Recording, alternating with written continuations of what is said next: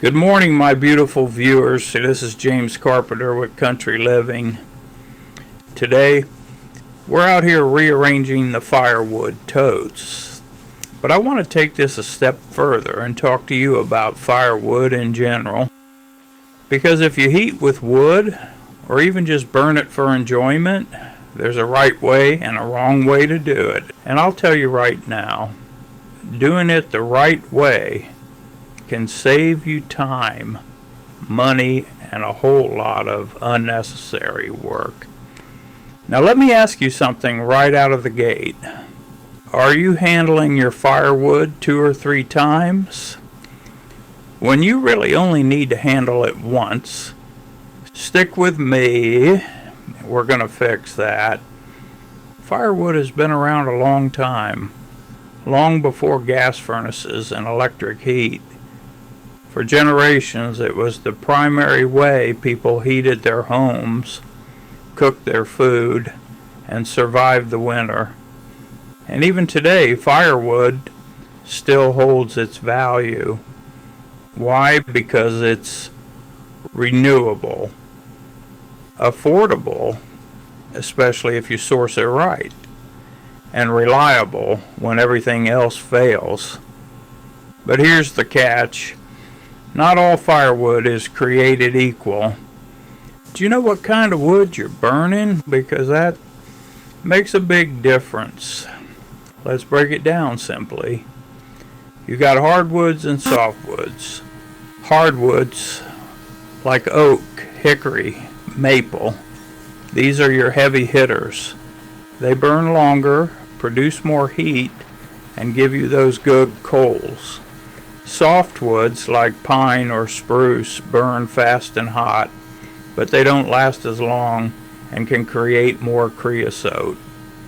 Now, where I'm getting my wood from, an Amish sawmill, it's mostly hardwood cutoffs, and that's a great source if you can find it. Question for you, where do you get your firewood? From a supplier, your own property, or somewhere else? Drop that in the comments, so I'm curious. Now here's something a lot of people get wrong. Seasoning your firewood, fresh cut wood, also called green wood, can have up to 50% moisture in it. That means hard to light, poor heat output, excess smoke, creosote buildup in your chimney. What you want is seasoned wood, typically dried for 6 months to a year. Best moisture content around 15 to 20%, and I'll tell you from experience. Burning dry wood is a night and day difference.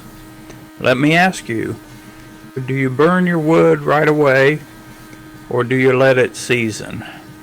Now, let's talk about what we're doing here today. Storage. This is where many people create extra work for themselves. Traditionally, you stack the wood, move it later, restack it, then carry it into the house. That's a lot of handling. What I like about these totes is simple. You handle the wood one time, load it once, and then move the entire tote with the tractor. Clean, efficient, less back work. And another important point, make sure you open that bottom valve so water drains out, because the last thing you want is your firewood sitting in water. Are you stacking your wood traditionally, or using something like this? Airflow is everything when it comes to drying firewood. You want air moving around it, off the ground if possible. Protection from constant rain. These totes actually do a pretty good job because they hold the wood together, allow airflow, and keep things organized. Now, are they perfect? No. But for the price and convenience, they're hard to beat. Let me give you something to think about. How much is your time worth? If you're handling firewood 3 or 4 times, that adds up, especially over a full season. What I'm doing here is about saving time, reducing labor, and making life easier. And as I've gotten older, I'll tell you, I'm always looking for smarter ways, not harder ways. Alright folks, that's going to wrap this one up.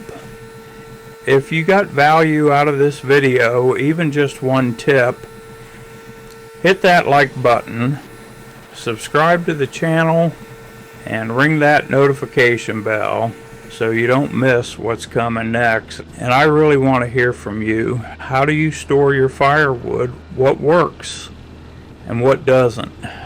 Drop it down in the comments. I read every single one. Until next time, this is James Carpenter with Country Living, and we'll see you in the next video.